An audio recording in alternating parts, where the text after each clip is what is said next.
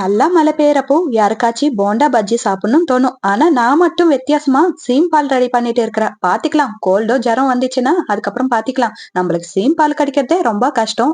இதுல வேற யோசிச்சோம்னா இது கெட்டு போயிடுமே அப்படின்னு நினைச்சு சீம் பால் ரெடி பண்ணிட்டு இருக்கிறேன். இந்த சீம் பாலுக்கு வந்த சோதனை பாருங்க. நானு ஜுன்னுன்னு சொல்லுவோம் தெலுங்குல.